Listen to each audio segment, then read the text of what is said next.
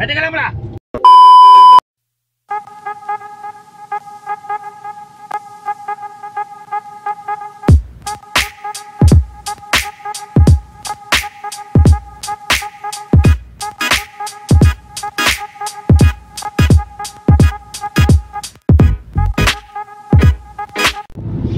So guys, for today's video, we're going to mall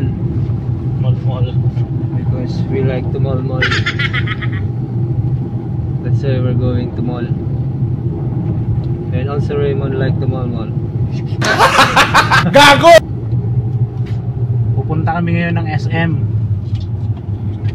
Bibili kami ng tsinelas, yung branded na tsinelas.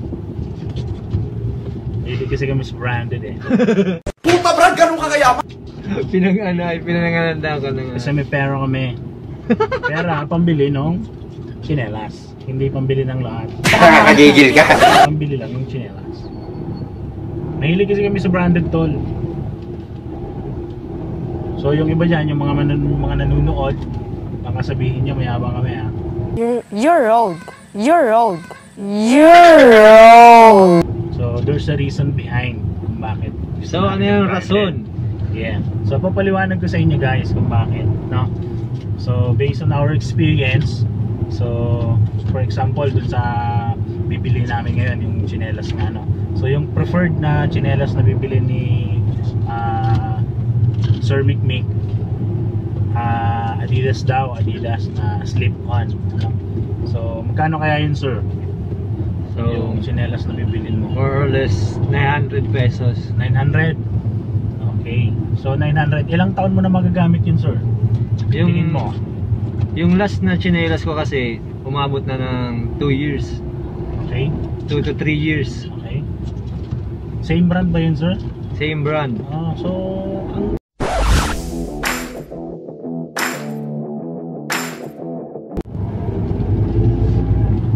So guys, malapit na po kami ngayon sa SM. And ano nga rin ko dyan? today it's Sunday. Today it's Sunday, oh. Yeah. Clear na yun, clear. Sunday ngayon. Yeah. So hanap ng parking lot.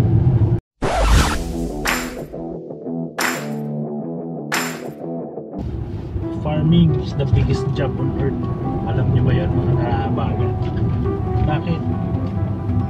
Just try to think, make wonder. Suot nyo. Bakit kayo lumaki ngayon? Lahat ng gamit nyo. Alam nyo ba lahat ng galing sa agriculture? Pinaganda natin, farming is the biggest job. Diba? Kaya pahalagan natin ang agrikultura. So may during lockdown, magtanim kayo ng gulay at sigurado organic. Parking na po kami. Kaparking na. Matutulog na.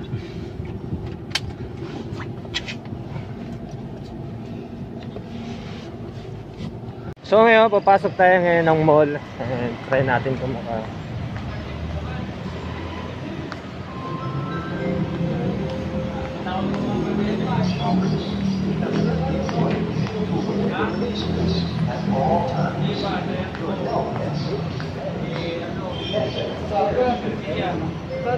paragal na.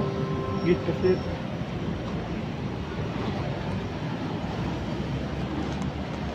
Uy, wait lang po.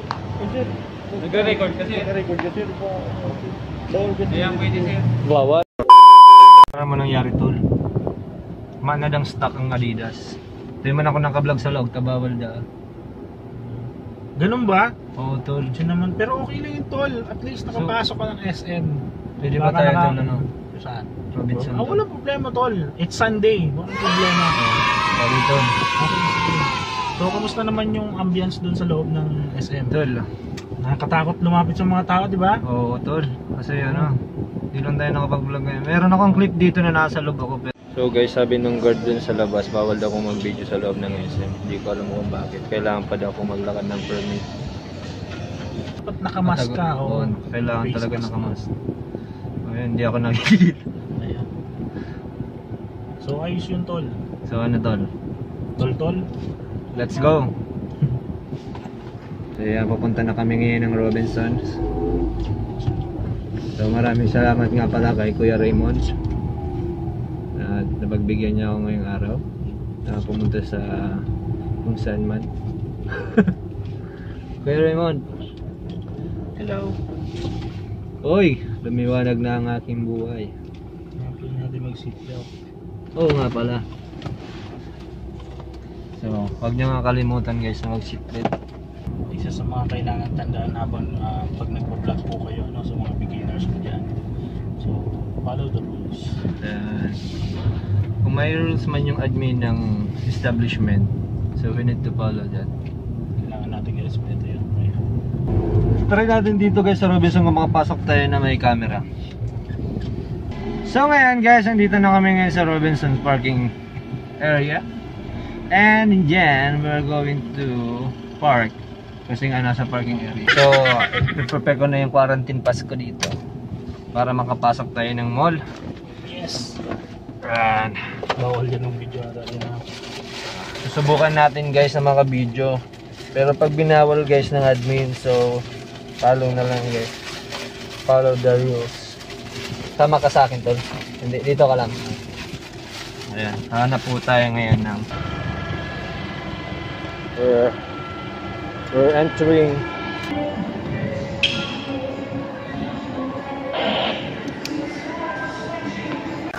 so yan guys, hindi tayo pinagpawalan ng video sa loob. So yan.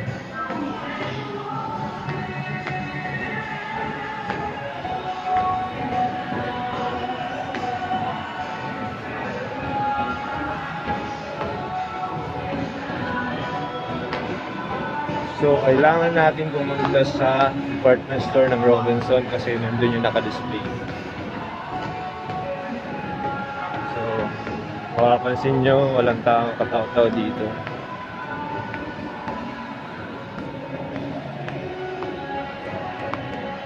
Robinson department store.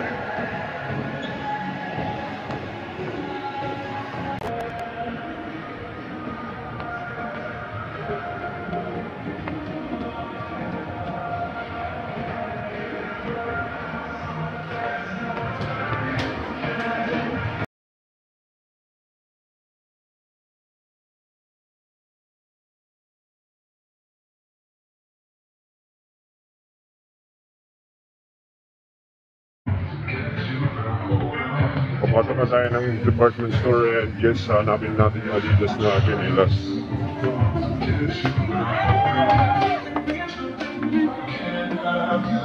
Yes, meron sila dito.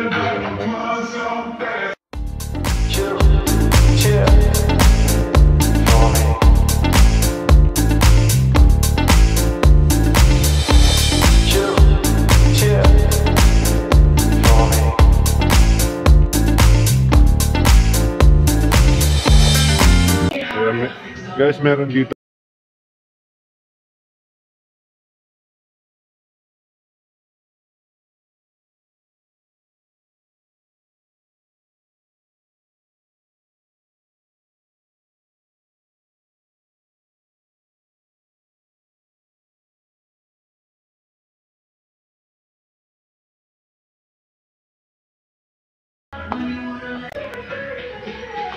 So ayan guys, meron sila dito. Buti na lang meron dito guys sa Robinson. So, simple lang naman yung binili ko guys.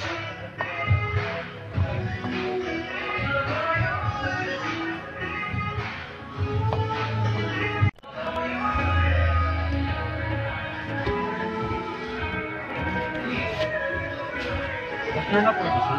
Ha? Cashier na po ito. Oo. Assist na lang ito, sir, sa cashier yan. Sige. Punta na kami ngayon ng cashier, bibili na natin yung ano. So yun lang naman talaga yung pakay ko guys dito sa Robinson. Yung chinelas na kasi wala nang chinelas na yung paalam na.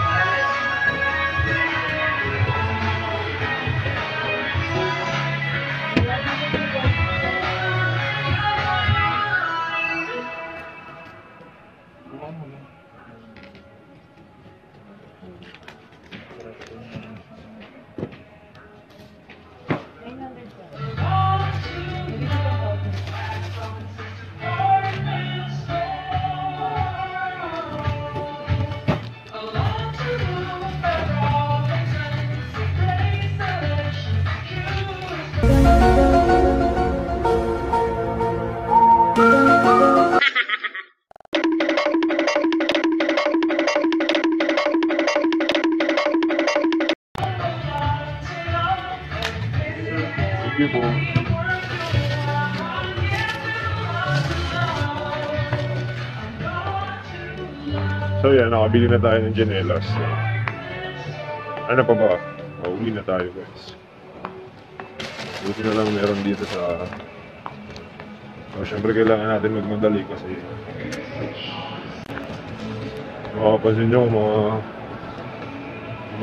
nyo guys, kaunti lang yung tao dito sa Robinson kasi nga kaya guys, bukas na dito yung mga mall kasi under GCQ na yung Amsterdam, yung province namin is under GCQ na. Kaya pwede na pumasok sa mga mall. And so yeah. So I'm happy dahil meron yung Robinson ng Adidas. So guys, kung makapansin nyo guys na binili ko yung Adidas kasi worth it naman guys yung Adidas. Though expensive, but yung durability naman ng Adidas is maganda. Kaya palabas na tayo ng Robinson.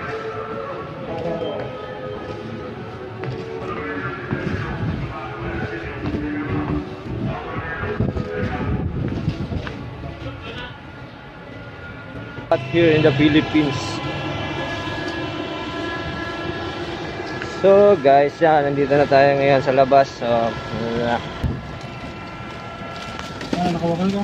yes sir, meron silang stock. Trip mong stock. Hindi sir, gati lang, plain lang na ito. Ano?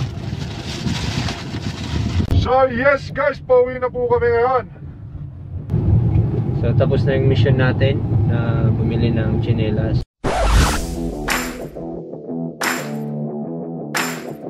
Patuloy mo dito yung sinasabi mo about dun sa pagpili ng branded sa hindi branded. Actually, hindi naman sa pag-discriminate ng ng mga local brand. Local brand. Actually, okay naman yung mga local brand. Oo. Kaso, tatalakayin lang natin yung difference. Yes. At least aware lang tayo sa kung anong meron tayo. Yeah. So, para sa akin naman, kanya-kanyang trip lang naman kasi yan. So, para sa amin, dalawa. Yes. So, para sa akin, sa'yo. Ulit-ulit. Ano yan? Gusto namin branded. Oo. So, yung branded kasi, actually, huwag na tayo maglokohan. So, kasi namin branded, talagang okay yun, di ba? Oo. Ganda. Hindi lang dahil sa pangalan. Actually, panghuli na yung pangalan, bonus na lang yung brand. Oo. So, yung pinakaunang-una namin na tinitignan kung Yung quality. bakit gusto namin yung branded. Kasi yung quality, Yes. over quantity. Anong gusto nyo?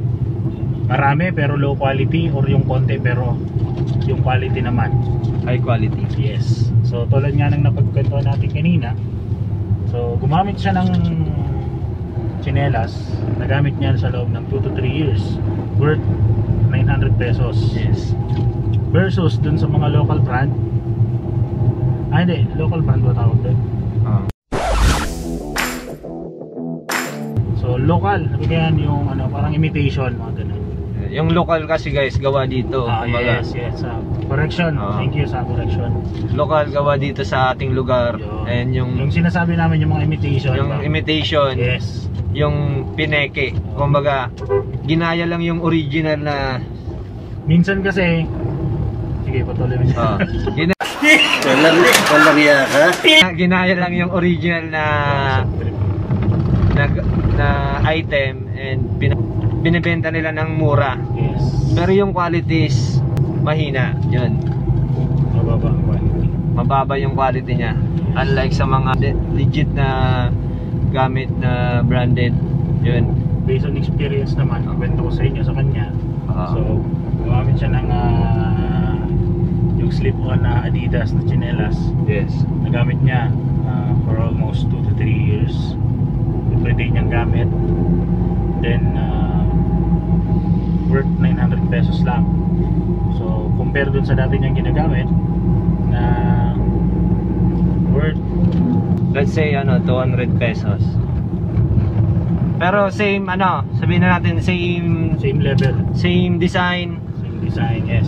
same design, and yun, comparison natin yung legit na slip-on and pirated na slip-on. So yung pirated nagre-range siya ng 300 pesos and yung 2 to 300. legit 900. So yung legit na slip-on na binili ko yung huli kong ginamit, umabot siya ng 2 to 3 years. Pero bago yun, kaya ako nag-decide na bumili nun kasi may nauna pang binili nun na pirated. So naghalaga lang siya ng 300 pesos. So umabot lang siya ng months, 3 months, so ganun, 3 months. Makikita mo kasi yung difference nilang dalawa kasi once na nagamit mo na yung... Ibig sabihin pala tol, kung 3 months mo siya, after 3 months bibili ka naman. Oo. So sa isang taon, 6, 7, 8, 9. So possible sa isang taon makakatatlo, apat ka. Apat. So i-times mo yan, 300. So 200 times 300 times 4 is equivalent to 1,200. 1,200, apat na taon. Oh, sa isang taon nag-cost ka ng 1,200 na tsinelas. Ibig sabihin sa 2 to 3 years, sabihin na natin 3 years. Oo. So tatlong 3 times 1,000 ganyan. Magko-cost ka ng 1,200. Naalala ta ka, no, Sinowy, hipon. Ayan. Kasi So balikan natin. Oo. So sa isang taon, so doon sa computation balikan natin. Kung bumili ka ng pirated na Bumili ka ng pirated, 300 times 4 equals 1,200. 1,200. Samantalang doon sa 900 pesos, 2 to 3 years na. 2 to 3 years na. So yun yung diferensya. So 1,200 isang taon. Samantala yung 900 tatlong taon. Yun. Saan ka ba? Quantity versus quality. So doon tayo sa quality. Yes. Diba? So pero meron tayong mga local brands. Meron din mga local brands na mura, matibay. Yeah. So depende na yun sa trip nyo. So kung gusto nyo ganito, yan. Kung gusto nyo dito, pasagan ng trip. So kanya-kanyang trip lang yan tol. Okay? Isa pang factor ng pagbibili ng branded na is yung aesthetics ng item. Saka yung pleasure, yung kagalakan sa loob mo. Oo. Kasi kung susunod ka sa sasabihin ng iba, huwag kang branded kasi tiyan tayo. Oo. Ako nga, ganito lang yung binibili ko eh. Ikaw, ganyan ka, masyado ka naman ng forma. Hindi yun sa ganon. Oo. Possible din, depende sa status mo. Pero kung medyo kaya mo naman, tapos mapapasaya mo yung sarili mo, then go for it. Yeah. Diba? So, walang basagan ng trick. Pero yung iba naman, pag hindi kaya, huwag pilitin. Oo. So, ganun lang. So, it takes time. So, sumikap sa buhay, Yun. kasama ang mahal na Diyos. Yun. Sikapin mo natin na makamit yung mga pangarap natin. At nang sa ganun, makuha natin yung mga gusto natin sa buhay. At huwag natin kalimutan tumulong sa iba. Yun. Yung kaya lang natin. Ayan, yun lang. Big thumbs up dun. Tulugo!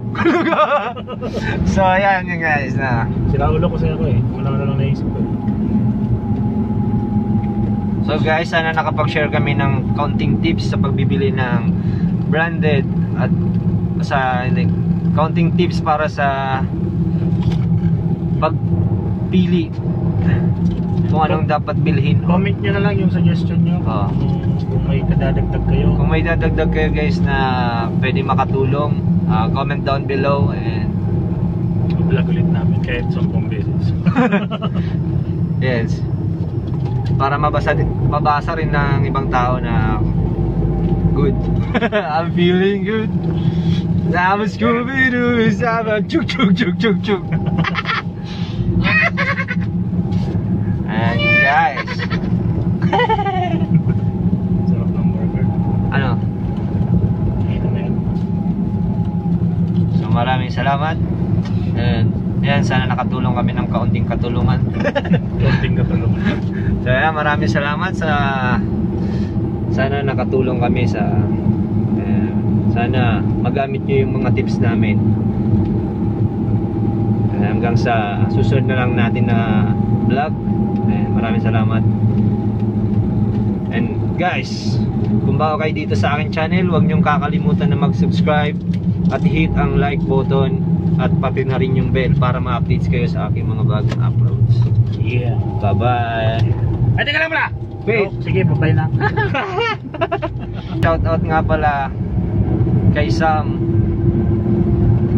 Shout out nga pala kay Architect Mac Roger, and maraming salamat pala kay Kuya Raymond dahil Sunday ngayon, free siya ngayon, and so sinamahan niya ako. Edit mo para lakpanan. Bakit yan na inaasal mo? Ano ba ang drama mo sa buhay? And yan guys, magsha-shoutout tayo ngayon ng mga nagpapa-shoutout dyan. And shoutout kay classmate kong si Adrian Wazan. Shoutout sa pinsan ni Mikmik. Sinong? Ikaw naalala ka. Shoutout daw sabi ni Raymond kay sabi Puti. Pwede puti. Shoutout nga pala kay Sam Garcia. And shoutout sa lahat ng taga San Juan. Maraming salamat. Shoutout kay Ipot. Sino Ipot? Inono. Shoutout nga pala kay Noe Ipot alias Long Nick. Tol, peace. Shoutout naman kay kay Bulan sa Lampati. Hindi mo aram kung taga San Antonio, taga San Juan. Yes. Basta sa Lampati. Kung saan po kayo nakakaduman. Sa kay Boss Yaba. Sino yan, tol? Pinsan niya. Ano, kung isa naglalog sa isip ko, shoutout. Shoutout sa lahat. Mga kaklase ko sa Arky. Shoutout sa inyo. Mga barkada. Yeah. Mga barkada ko, mga malalapit. Sa gubos na aram na barkada ako. Maraming salamat sa inyong gubos. Shoutout sa mga barkadang yaon lang pag sa Maray. Shoutout man sa mga barkadang yaon sa Maray Maraot. Siya daw to ay. Tama na. Araw mo kung sisay ka. Joke lang. Pero totoo yan. Joke lang. Pero totoo yan.